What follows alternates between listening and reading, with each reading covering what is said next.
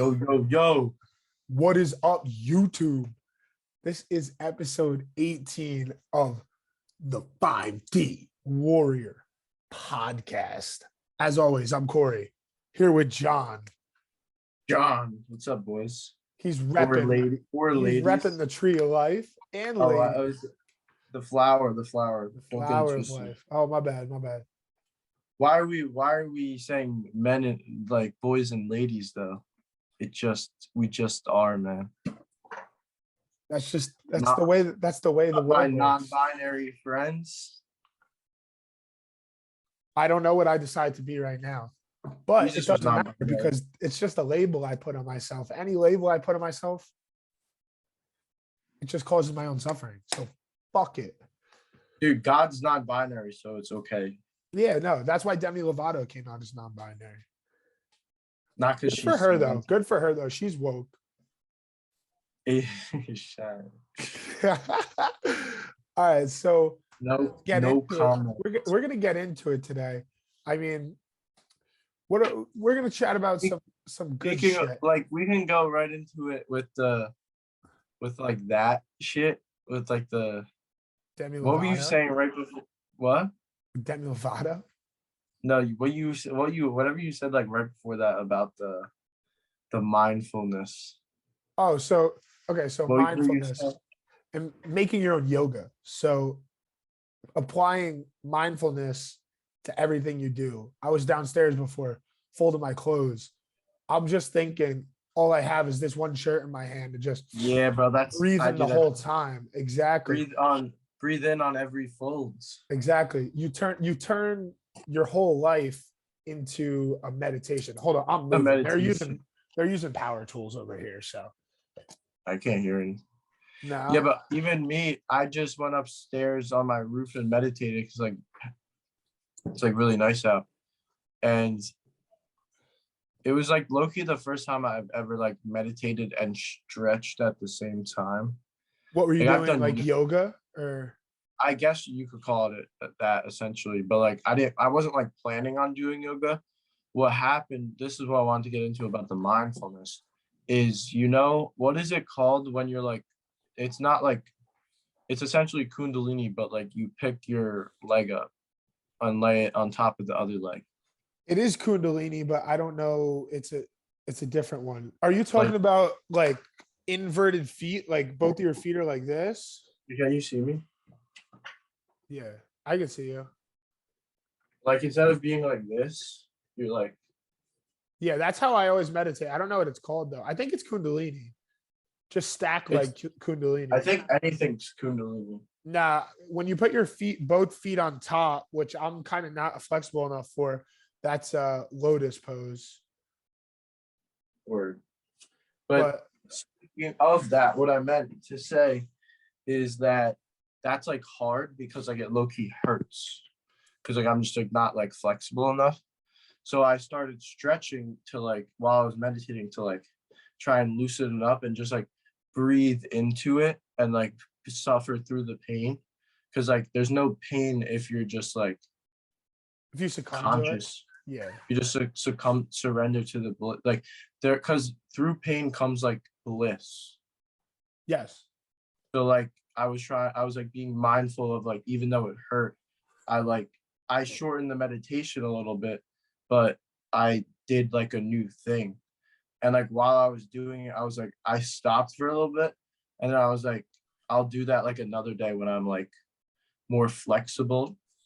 But I was like, nah, like, fuck it. Why am I going to wait to do it when I could just do it like right now? Yeah. And it's always good trying new things, especially in meditation, try new visualizations, new breathing techniques. Whenever I see a new breathing technique, I like to try it. Go ahead.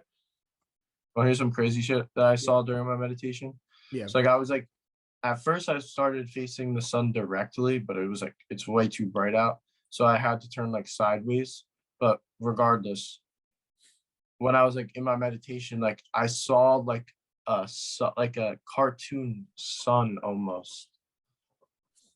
Like in my meditation, it was just like the sun was smiling at me. Oh, okay. Yeah. That's interesting. That's cool. It was pretty cool. I was like, wow, that's it. I do like when I get into the state of meditation where I'm kind of seeing things that I'm not thinking of. You It's just understand what you. I'm saying? They're just No, that's like appearing. that's how you know you're deep into it. Like that that Yeah. was happening to me like before when I was meditating, and I was literally falling asleep sitting up because like I was like so deep into it, and I Yeah. had to like keep bringing myself back to the breath. Have you ever caught yourself just fucking with your head down, just like drooling low key? Like you get so Of deep into a course, meditation. yeah, bro. Yeah. And like you're asleep, your body's asleep essentially, but the mind's still going. Like I didn't even realize that like I was a person at that point. No, exactly. Like I just like I said, like every time I meditate, like I just have like an out of body experience A because lot of I feel times. A lot of not times. not actually, Not legit, not but yeah. like in the sense that like I project my consciousness like somewhere else. You forget about this meat suit that you have on. 100% every time. That's the beauty of it, though. Yeah. But this meat suit is important because a lot of people go down the spiritual path and they start disregarding what this body is like what we got from God. Like people disregard it and they think of just like the mental aspect, but it's all about balance because just as much as we're experiencing God and we are God, like that's the whole spiritual path is just mastering it all in perfect balance and harmony. You got the Aubrey Marcus book over there? Yeah, I was looking to see if there's. Well, I could talk So about like mindfulness. So this is a good thing he talks about in Aubrey Marcus's book. I'll just show it. Own the day, own your life. And it's that's about good. like optimizing practices for waking up, working, learning, eating, training, playing, sleeping, and sex. But essentially, like the most powerful thing I've gotten out of it so far is the morning routine, and like how you get up in the morning is like the first 20 minutes of your day like determines the rest of your day. So like if you can optimize your morning and be like mindful of like your very first decisions during the day, like your decisions later on will automatically be better based off of those good like habits you're like performing the very first thing since you wake up.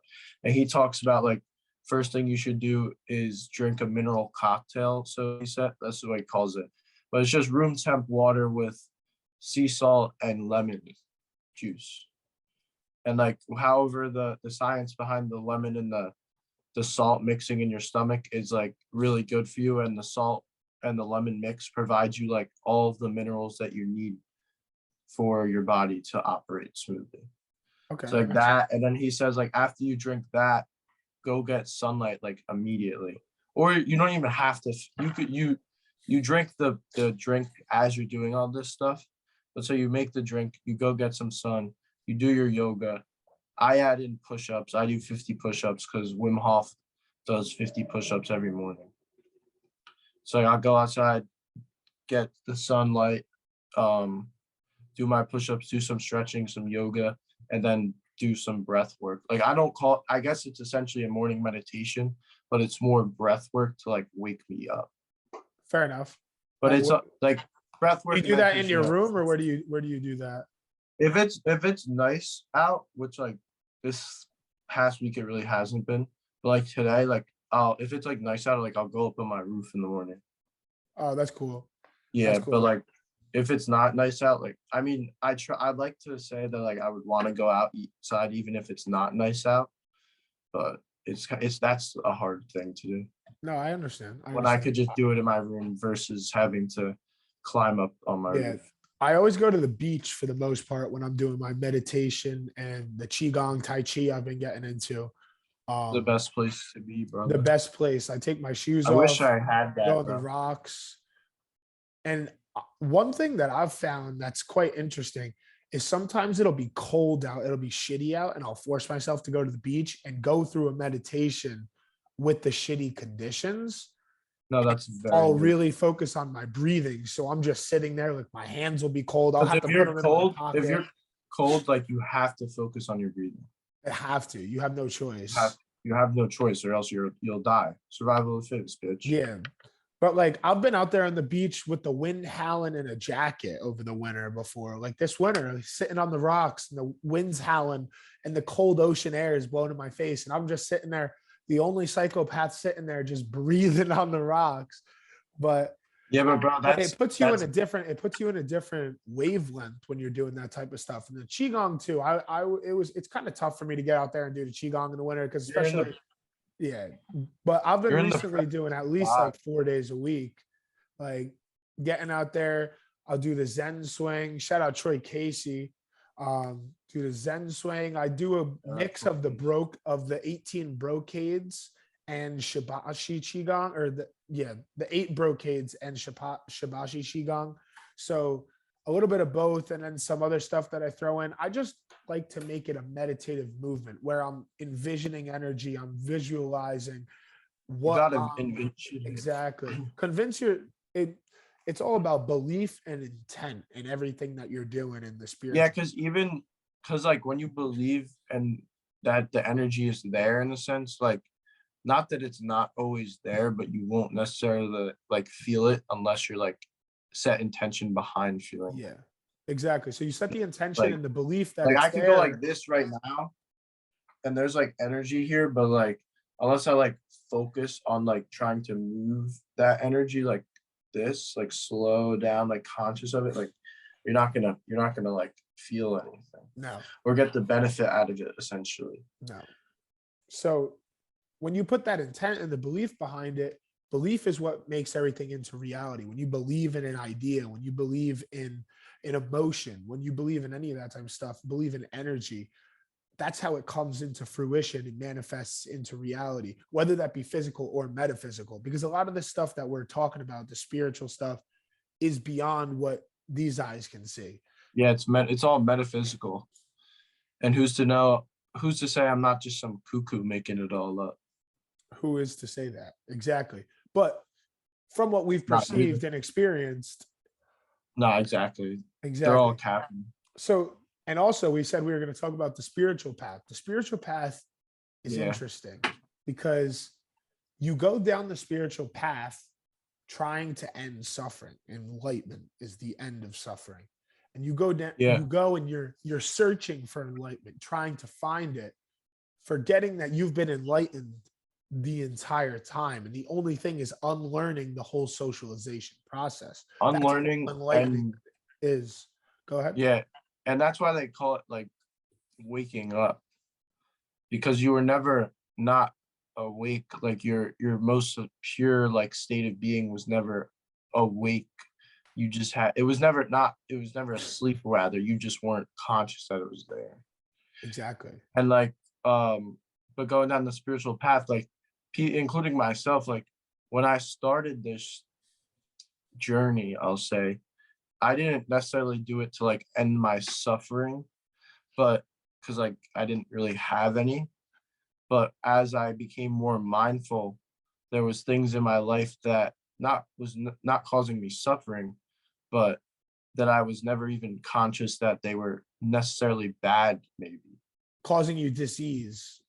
Exactly. Like my unconscious like behaviors and my actions, I was never even like aware of them in a sense. And then like through this, you can become more mindful and then break those actions or behaviors or those habits that like you don't even think twice about because it's just programmed so like deep into your being. Just like I still struggle with the idea of like empathy and that like you should be not taking on everyone's suffering, but say you, like I just saw Ram Dass quote of him, like for how much you suffer, like I should feel all of that suffering. It shouldn't be like you're just suffering and I'm over here fine. It's until you become. I think he's talking about more or less the fact that when you see the oneness in the universe, if I'm talking to you and you are suffering, rather than looking at you from an outside perspective, it's putting yourself and feeling that suffering. Because Ram Dass does a lot of work with dying people. If you've ever listened to his lectures, he does a lot of work with dying people and walking people through the process of dying. He studied that, and Hinduism and I think Buddhism as well. I've been reading the Tibetan Book of the Dead. I don't know if you read that one, but the whole process of dying is a funny process because we have put a We have like the taboo. We have a idea. taboo against death because we look at death as the end, but death It's not. is not the end. This It's only it's the the end of beginning. this physical body. Exactly. So You know, that's what I'm like. I agree with you on that because like the idea of like taking on other people, like feeling the suffering of others is like gets you back to that concept of like becoming nobody and like being mindful and having like empathy and like feeling not just like empathy in the sense like, oh, like that person's like upset, like I feel like not I feel for them, but like I understand why they're upset versus like really like feeling it and bringing it on to yourself and not in like a negative way. Like no, don't take on someone's like if you're like going through some shit, like I'm not gonna take on your suffering and then let it ruin my day. I'm just gonna sit with it and understand like, okay, this is his thought process on whatever he's going through and like coming to terms with that for myself, for you. exactly. Because And ultimately feelings are feelings. They're through not that process, we become nobody and we experience like the oneness consciousness. Like I'm looking at these people walking down the streets, these NPCs right now. But like if they're an NPC, I'm an NPC. see, that's the one thing that I think that everybody struggles with is you feel the hierarchy when you start going on the spiritual path as well. That's what I was getting at, and I completely forgot we were talking about that. So like you Like put the yourself idea. in the idea of like, oh, I'm more holy and I'm better than these other people because I sat down and I meditated today, or I went to the beach and I did Qigong on the rocks today. I sat there for 10 People minutes. these people have no idea what I do every day. And it's not that you're purposely doing it, but it's just the ego just chatting. The ego, because the ego knows that you are outworking these people and you are doing better by yourself. But by doing better by yourself, the ego will catch up to you. Because like even myself, like there's been times like where I've felt like, oh, I don't have to meditate today. Like I don't have to read, I don't have to meditate, I don't have to do any of this stuff because I already know. And it's like that is like really bad because you do get like that spiritual ego in the sense that like you'll get to a certain point where like you're just like taking in so much knowledge so quickly and then you just like project like all the knowledge you know onto others and then like that gives you an ego trip because like I'm reading this book right now. I got a whole bookshelf in my room. Not a single kid in my house reads books, bro. Nobody reads books. I'm a psychopath because I read books and I talk about spirituality and consciousness and religion, aliens, all this jazz. I'm the crazy one. But it's like you're just like still sleeping. But you'll wake up at 1 o'clock in the afternoon, barely get out of bed, barely don't even shower, brush your teeth, and then go to class like disheveled when I've been up since like 9 o'clock. No, that makes sense. It makes And it's hard thing to like set to the side because you do not you have every right to feel that way because you are outworking people, but like you still have to realize that like those other people aren't necessarily working as hard as you and they don't have to work as hard as you because like they're just doing just doing what they think is right for them. We still have the idea, you still have the idea of John and holding it dearly, and I still have the idea of Corey holding it dearly. And that's what keeps us attached to these ideas. It's a long process. I don't know if I'll ever I think since we've started this though, we've progressively gotten more and more, I don't even know the word for it, but more and more aware of ourselves and more aware of how our actions, you could say ideas more affect aware. other people. And like every time I think I'm walking down the street and I see people and I think to myself, oh, that's me and I am her. Like there's two old ladies like right outside my house. Like I am those two old ladies, even if she's a little bit overweight. But but Fuck, that joke just threw me off. I had to say it.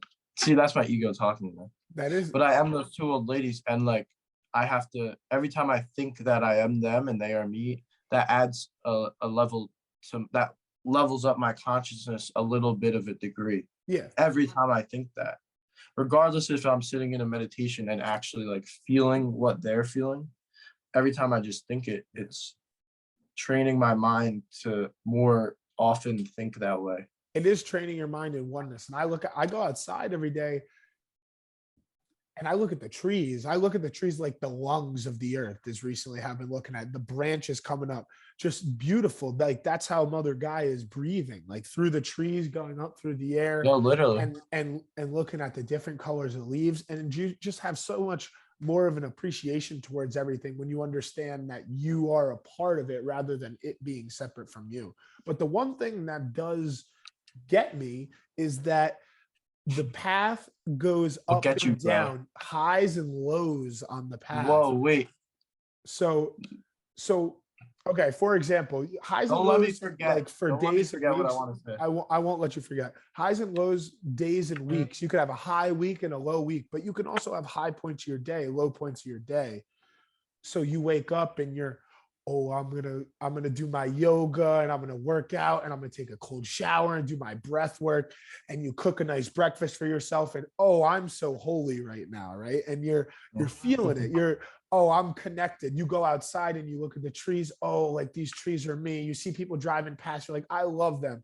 And then you go to class and you're sitting in class and some kid's reading off the slides for a 6-minute presentation, and you're just like, holy shit, can this kid get on with it already? Like, what the fuck? Why does this sound like an extremely personal experience, Corey? No, exactly. It is an experience. I'm literally saying what happened on Tuesday, my morning. I went to class, holy shit. And I just came to the realization of like, oh my God, I was looking at these people as separate. I'm sitting in this class, these people are giving presentations, and it's just hard to see it's hard to see yourself as others when they're social justice warriors who just like wackos, man. Yeah, it wasn't even that. Like, it's just I don't know what it is. Like, I think the ego just has. I see excuses. That I pass judgment on every single person I see walking down the street in a mask, because it's like, what are you doing, dude? It's so bad. It's so low. It's literally like, I want to like walk up to you and just like fucking take the thing off your face and stomp it on the ground. When I was leaving your school, I saw a mask on a statue. I saw a mask on a stat. They put a mask on a statue. They have them here, bro. The Scarlet Knight has a mask on, bro. I swear to God. But it's like, I see those people and I immediately pass judgment on them because it's like so low consciousness, but it's like that person is supposed to be me. So like, I mean, I'm looking at an old lady right now, 2 old ladies with the masks on right now. 2 different ones strolling down the street next to the trees and the bushes. Maybe they could breathe in some of that oxygen, but no, they're covered in masks. But anyway, I would be doing them an act of service right now if I ran out of the room, ran up to them and ripped those masks off. Now, would that be an act of service, though? That would be an act of service. I don't think it would be. I would disagree with that. It would be, as far as I understand. I already know what you're gonna say, because it's an act of service and in me thinking that, like, me talking from my ego, because like it would be a disservice to them because they're not ready to accept that reality. Yeah, exactly. It all has to do with accepting reality. But in the grand scheme of things, I'd be doing them a service, bro. Oh no, in the grand scheme of things, you understand it as a service to them, but there's balance. Service to others, man. Service to others. Even if they don't want to wake up, you gotta force them somehow. You gotta push the bull a little bit. It is interesting, because I was thinking about this the other day about how we go home, and does your mom or my mom want to hear our spiels? Oh, like, shit, what have you been doing at school? Oh boy, mom, what have I been doing at school? Like, and then you lay your spiel on them, and it's like, Mom, okay, like, I broke my face. Yeah, they might just think they kind of think it's out there. You know what I'm saying? Whatever you're saying, it's out there. Oh, we're talking about aliens and fucking reptiles and elevated states of consciousness. Hey And they're man. like, oh, that doesn't exist. I work on my computer all day and cook food for the family. Like, it's like, mom, like, I love you, but you don't get it. You know what I'm saying? They're not ready to awaken. Like, is that a disservice to just spill all the beans to them? I think it's an act of disservice if it's too much. Okay. But do you think Because that's like just your ego trying to, oh, my mom thinks this is crazy? You think it's like a little bit of a high that the ego likes to just keep I think spinning? it's definitely both. Because like if your ego didn't exist, like you wouldn't go out of your way to like tell people the shit that you're on. Uh-huh. Like a monk isn't walking down the street like giving his spiel to like every person he sees, even though like he should be. That makes because sense. he because he knows like they're not ready for it. So like when I come home and I want to tell my mom, oh, I read this in my book on lizards, mom. Like this is so interesting, mom. Did you know like the Hitler was doing black magic and interfacing with vampires and lizards during World War II, and they were giving him technology to build spacecrafts that he could send to the moon. Mom, did you know this? And she's like, I don't, that's the craziest shit I ever heard. And I'm like, yeah, it might be. You But definitely is get it? off. We get off on that. I get off on thinking Crazier I shit. know that that's like a fact. I really do. Yeah. No, It is definitely a fact, though. It's definitely a fact. I love it. But But that goes back to the no, vow of it silence. is The that vow is of a silence. disservice. That is a Yeah. disservice because like Yeah. I'm only causing my mom stress because she thinks that like I believe in like lizard humanoid beings that like control the earth. And like to her that is so like blasphemous that that is only causing her stress at night when she's trying to go to sleep because like that's so crazy to her because she has literally no idea what I'm talking about. No, this is very true. But that goes Corey, I back. know you've caused your mom many sleepless nights, buddy. Oh, I know, I have. I'm not denying it. God bless that woman. No, it's just funny. It's just funny because like we're doing so well and so good for ourselves and like we're just like crazy. Yeah, just people, it's okay that people don't understand for the most part. I would say that, is there anybody that we know that really gets it? I don't know right now. Right now, Um, I probably know three people other than you that get it. Like, like how oh, much I get it. I know this one girl, D, that we're friends with, me and my roommate are friends with. Um, she's a girl. She's a yeah, conscious girl, very conscious. Yeah. and you're not with her. No, Damn, bro. no. All right, besides the point. But yeah, it's just hard to, few and far between people are waking up to this stuff, but it's more than ever But at the there's same time. it's yeah, it is more than ever because like I saw a video the other day and it was like it's like true to my life, even though like these people existed before like I ever knew about this shit. But now that I'm aware and I'm like awakened, quote unquote, I see everything that I'm envisioning and attracting. By me like attracting this like high conscious or not attracting, projecting this high consciousness into like into the world essentially. I am now seeing more and more every day of like people who are on the same wavelength and Exactly.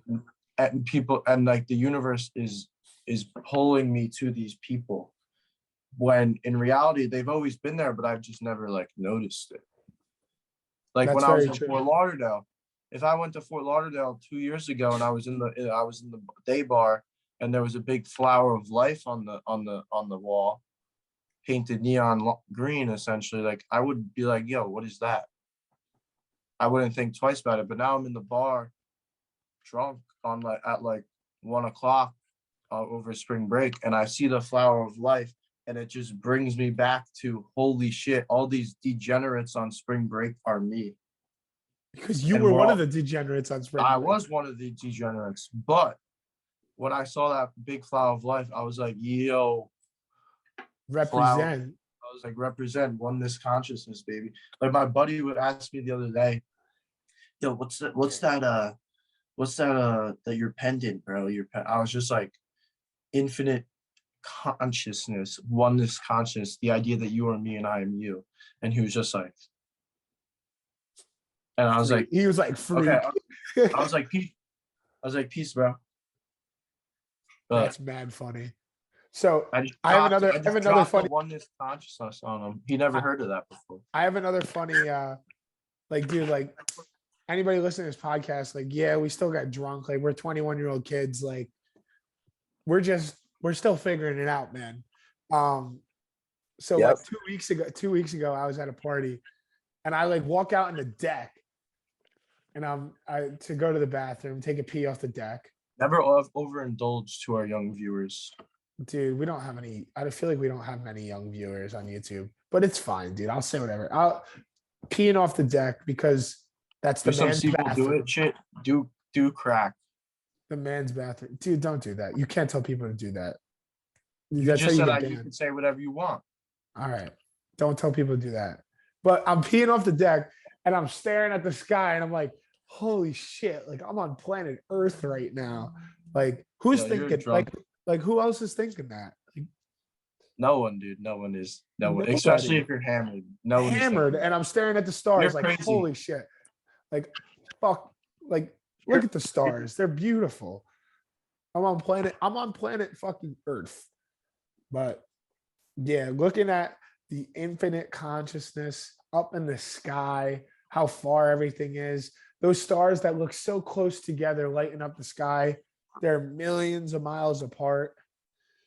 We are just a tiny piece in the universe. The universe is one large organism, and we're just little cells of it. You've got your microbiome in your body, Or or what? is there infinite universes? Okay, here. You ready? You ready? I think so. Do you believe in multiverse? Like the idea of the multiverse? Yeah.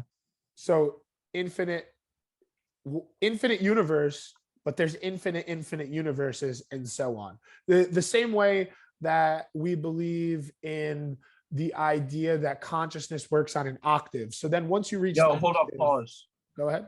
Before we get into this conversation, Yeah. what is like the actual definition of universe? One unified verse, whatever that. Here, let's look up the definition right No, now. look up on Google, like what I want to know, like what it actually is. So everyone be talking about the universe. All existing matter and space considered as a whole, the cosmos. The universe is believed to be at least 10 billion years in diameter and contains a vast number of galaxies. It's been expanding since its creation in the Big Bang about 13 billion years ago. But I want to look at the Yo, that's universe, so cap, bro. Universe. That's such a cap statement. What's the cap statement? That the universe started at the Big Bang. I don't know about that. I don't know about that. You don't think the universe always existed and always will exist? I think that empty space always existed, infinite empty space. But I think that one catalyst had to expand matter outwards. But if you believe in the multiverse, but if you believe empty space always existed, then the universe always existed. The universe always existed. But the Big Bang wasn't the birth of the universe. The Big Bang was the expansion of the universe. Yeah, but the universe. Then you would say that you didn't believe the universe was infinite before the Big Bang. No, it was infinite in space, but time didn't exist yet because there was nothing to scale out of time if there was no matter. So I think that the Big Bang happened, causing matter to expel outwards and begin the expansion of the universe from what we can perceive. But I believe that genuinely, I don't know if I believe this, but this is a theory that I hold, that I kind of buy into, about how black holes could either one be the birth of a new universe when a star collapses in itself. That's why they have so much mass inside of them. Could be an entire universe. So the expansion of our universe could have been an atom, right? An atom has an infinite amount of space in it with no time. But then if that atom was to implode and expand, but either black holes form, the star dies, black hole forms, universe is born, or a black hole forms and a white hole is the other side of it, and it takes you to somewhere either else in our universe or into another universe. Hmm. What do you think? I think that I think that the universe, I think you're right.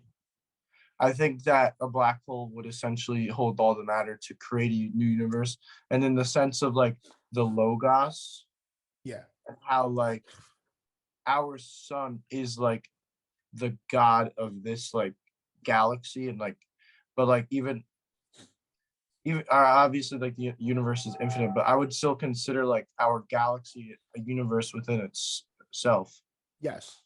That's obviously not the correct terminology, but you understand what I'm saying. Yeah. So like when you say the black hole holds all that matter, then and like and at the end of the consciousness of like a planet, so to say, Yeah.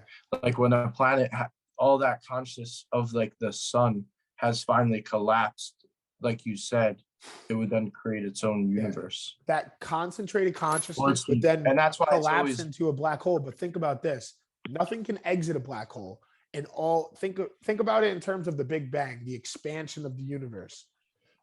When that collapse happens, nothing can escape. Only stuff from this existing universe can enter it. So the expansion of a new universe could be the bleeding in from one universe into another one, proposing the multiverse theory, so that there would be an infinite amount of expanding universes all bleeding into each other because it's simultaneously. Exactly.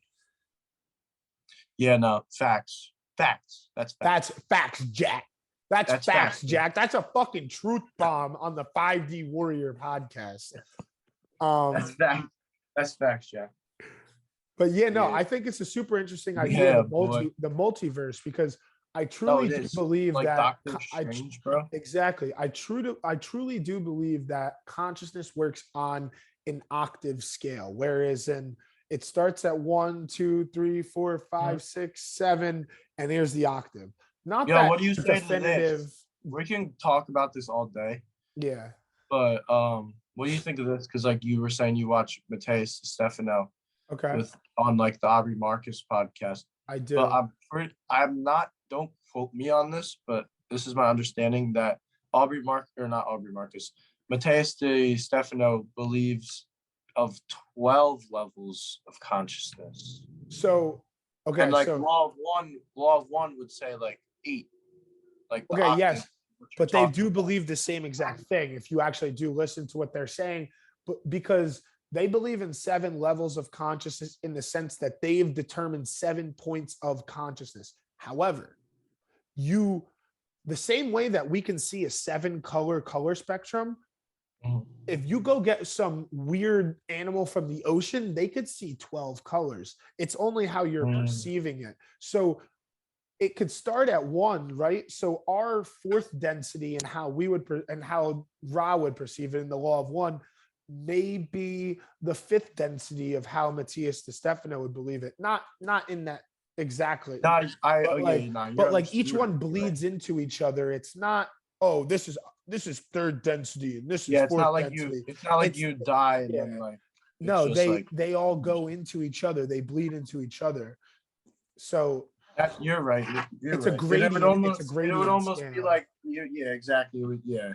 No, that's a good explanation for that. Because I was confused by that as well. If you think about it as like, say like when we get harvested to the 4th dimension, like it's not gonna be like we die and then poof, we're there. Yeah. Like there will be that period of grace where like we might exist infinitely in like time, space, like wherever the fuck. Well, what Mateus de Stefano talks about is that 4th density harvest. And the harvest is not some skull and crossbones reaper with a sickle. No. It's it is, bro. What are you talking about? Okay, so Matthias Stefano explains it. When you die, Yo, wait. if you're fighting, go ahead. We just talked about the Grim Reaper with this hammer, or not the hammer and sickle. That would be the USSR. But the sickle in the sense of his staff. Yeah. In Egyptian hieroglyphs, all the gods are depicted with like a sickle, like staff. Not all of them. Not all of them, but a good Some majority. of them, yeah. Like but my rod the rod in my room has one. Yeah. No, they're depicted in all sorts of ways, but yes, a lot of them do have that sickle. I wonder if there's a coincidence behind that. I wonder. A lot of them have like staffs of some sort. But Matthias Stefano explains that fighting dying. So if you're, I'm about to die and I'm fighting it. I don't want to die. I'm sorry, this was not Matthias Stefano. This was Ram Dass. I'm watching too many lectures. Oh, I'm fighting it. I don't want to die. And then once you die, oh, you hear a voice. Oh, welcome. Oh, where am I? Oh, you're dead. I'm not dead. I'm not dead. And you're fighting it. And you're stuck in what they call purgatory, right? But if you go throughout your whole life and you're following the spiritual practice and you don't look at death as the end, when you die and you hear that voice that says, welcome, you say, where am I? Like the moon, you're dead. And you say, you come to realization, oh my God, I am dead. And when you can come to that realization, you can look back at your life and look back at your previous lives and your future lives and plan out exactly where you're going to go in the next reincarnation. 100%. Because I know you watched the new Moon Knight, but that's exactly what happens when he gets shot in the pyramids, and then they wake, their consciousness splits, and because they're both dead, right? But in reality, it's only one consciousness. Exactly. It would be two consciousness residing in, but one soul. But whatever. Besides the point, he miscreated Stephen. He miscreated, exactly. So like, the hippo shows up and she's like, "Welcome to the afterlife." And they're like, "Where are we?" She's like, "The underworld," essentially, because they didn't balance out their soul, their scale. They still had some struggle and some weight to go through because he wasn't ready to die. And like the idea that like I said this the other day, like I don't know what I was talking about and with who, but they were talking about like getting older and like dying, and I was like, yo, I can't like wait to get older. Like every year, like people get old and then they just get like depressed and shit, and it's like each year you live should be another year, like should be the best year of your life. Every year should be the best year. Every year should be the best year of your life. There shouldn't be a reason that I lived this year and I'm like, oh, was it really better? I don't think it was better than the last year. Because like, and then I saw a video of Tate saying people like misuse their words and cast, like, he wasn't saying this, but this is like this is like the bigger picture, because words are spells essentially. So like when you're misusing your language and you say like, oh, I have to go to work tomorrow, like, no, you're just putting a negative connotation on it and automatically like lowering your state of being, versus you saying, I get to go to work tomorrow. Because what if you don't have a job? Like then like that person's even in a worse situation than you are. But even that person without the job, at least they can say, I get to wake up today. Type. And that's how like you have to like look at everything, because like you don't have to do anything. Yes, you're getting to do everything. That's the idea of another Ram Dass. He talks about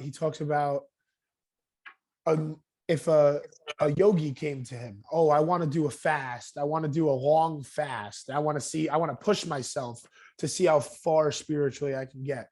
He says, okay, go. And this man fasts for 7 days. Oh, I feel great. I can go even longer. Like, of course, go ahead and drink some water since you've been going for 7 days. Right. And then he's walking down the street and a homeless guy comes up to him, says, I haven't eaten for 7 days. He's not going to look at him and say, oh, it's fine. Keep going. Your body can do it. Push it. Like, no, that person needs bread. Like you need to interpret the world for what it is, and everybody has their own unique situation. 100%. And this is what I meant to bring up before. It kind of, I guess we can go into the idea of like how Ram Dass came to know all this stuff through like his research on like LSD and psychedelics. Well, So that's what opened him up to it, and then he went to India. Yeah, exactly. But what this video, what I forget, I don't know the guy's name, but it was just a clip I saw on TikTok of some guy on the Joe Rogan podcast, and he's like a psychedelic researcher or something, and he was saying some like yogi or monk, maybe it was Ram, I don't Ram know. Dass hasn't been on. He hasn't been on Joe Rogan. No, I'm not saying this guy was telling a story of like what this other person said, like the spiritual teacher said. Okay. And the spiritual teacher was saying how like if you look at life as like a snowy hill, right? When you first go down it, you like, it is what it is. Like you're making that, you're learning all your programming, right? From when you're a little kid. So like you got to go down the hill like a bunch of times, right? Before you finally get those grooves in the hill. And that's like the idea that when you go down the hill so many times and you start having these experiences over and over again, and you're not changing, you're not having new experiences, when you go down the hill, you're eventually going to keep slipping into these grooves. And the idea is that we have to, through the power of like the psychedelics, it flattens the snow again. Was that Michael Pollan? I'm sorry to interrupt you. Was that Michael Pollan? I think I honestly don't know. Okay, go keep going. No, I know exactly what you're talking about. The idea of like expanding your consciousness flattens the snowy hill because it opens you up to so much more of reality that like you were missing the whole time, because you've subconsciously like programmed your mind into like, oh, like I see like a homeless man on the street, like I automatically have a negative connotation about him because I've been told my whole life that like homeless people are bad. And that's like the group, not saying I think homeless people are bad, but like that's the programming of you going down that hill again and seeing experiencing something that already happened, and you slip into that old mindset. Exactly. The idea is to just flatten all that and continue opening your mind and experiencing new things. And in a scientific way, those tracks that are being formed is called the default mode network being formed in your brain. And on like literally on a scientific level, every time you like do something or think something, if it's like over and over again, you'll build a new like neural pathway through your brain. Like that's that's like science right there. Those neural pathways are called the default mode network. And when you take psilocybin, LSD, and these other psychedelic drugs, it breaks down that pathway. And that pathway has been in place since you were 6 to 12 years old. And the easiest way to break those, like when you break down those neural pathways, you're opening the idea for new habits to form and new experiences to form. You're flattening the hill. Yes. So breaking down those neural pathways. You break them down, and when you're doing that in meditation and psychedelic therapy and all these different things, the hill is flat and those connections are no longer there. It puts you into a childlike mindset for you to then begin observing. Because imagine you looking back at your life when you were 12 years old, 10 years old, 8 years old. You look at yourself now from the eyes that you had then. Like, what would you think about yourself? You know, Good question, bro. That gives you, and that's what that opens you up to. I'd probably be scared of myself, honestly. You think so? Not in like the bad sense that I'm like a bad person, but in the sense that like as a child, I used to look at like older kids and like be intimidated by their like authority that I would give them, just because they were like older than me, and I thought like everyone was punks who wasn't like my friends. I agree. So that's what I would think of me. Huh. And that's just something you learned, whether it's from other people like, or. I have like this like thing since I'm a little kid, like always this like one experience like always happened. Like we'd be at Cherry Clay playing like wiffle ball or something, like amongst ourselves, and then like the older kids would pull up to play, and then just like play within our game, and then just start dominating to the point where like we would all leave. And like, not that those kids at the time thought they were like being bullies or mean, but like they low-key like did that. They didn't mean to. They didn't mean to, because like I've done it to little kids too as I got older. Yeah. Because And like, then you we don't grab think our anything bat of it. and we're ball. We're like, all right, we're going to the car. They're like, you're not going to leave the bat. And you're like, no. But that just like stuff like that. That's why I would like think of my older self as like an authority. I wonder what my 8-year-old self would think of my mustache. I think he would like it. Probably be tough. He'd probably be like excited though. Yeah, I think he would be Why excited. don't you just ask him tonight before you go to sleep? I will. Do a deep Some deep- quantum jumping. I'm probably Yes. gonna go meditate right after this. Quantum jumping is only available because the universe is infinite. This is true. Yeah. And the infinite the only way. the infinite nature of the universe is the key to understanding your own consciousness. Is it the key to the 5D? Key to the 5D. And the universe is infinite. The only My key to the 5D consciousness is is the Ankh, infinite. by the way. The Ankh, yeah. Opens it up. And the universe is infinite. And my consciousness is infinite. But what is not infinite? Not infinite. The time on this podcast. Time on this All right, podcast. shout out. Who am I shouting out? Fuck it. Shout out Ram Dass. Shout out Ram Dass. Shout out Ram Dass. Who am I calling out? Demi Lovato. Demi Lovato today. She's a fake poser, bro. You think so?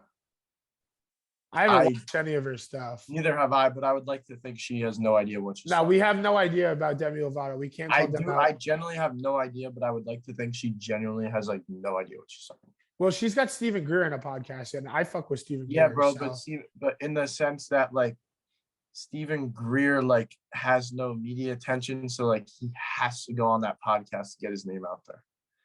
That doesn't necessarily make Demi Lovato as conscious as Stephen Greer. No, I'm not. She was a child actor who got hooked on heroin and shit, and now she's just like a psyop in the sense that like I think like the government wants her, like big Hollywood and shit, like wants her to like lead this like consciousness movement in the sense that like the media portrays Demi Lovato as insane.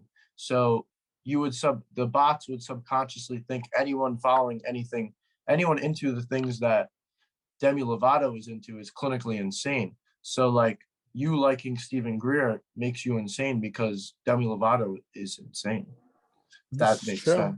Does that make sense? And that is my theory on Demi Lovato and her consciousness movement, because I generally don't think she knows what she's talking about, and she's just been the person put into place to lead the movement. You might have raised some good points, and I don't know much about Demi Lovato. She could be lit. She could be lit, bro. She could be lit. She's non-binary. She could be non-binary and lit as fuck. Dude, she is lit as fuck. She's on heroin, bro. Not anymore. She was lit then. It's chasing the dragon. She's still chasing the dragon. Now. But she's just chasing the dragon like in Kundalini instead. I would hope that for her. All right. Well, we're watching you, YouTube. As always, shout out Ram Dass. Demi Lovato. Hopefully she watches our podcast, gives us a shout out. Yo, that'd be valid. I would take everything I said back about Demi Lovato. Demi Lovato, call us out, please. Yo, her podcast her podcast. I don't know if it's I guess it's a podcast. It's not a show, but her podcast is called 4D. Yeah, no wonder. I guess we're just We're already in the 4D, bro. 3 dimensions of space with 1 dimension of time. We're going to the 5D. Yeah. All right. That's it. We're Namaste. watching you, YouTube. Namaste.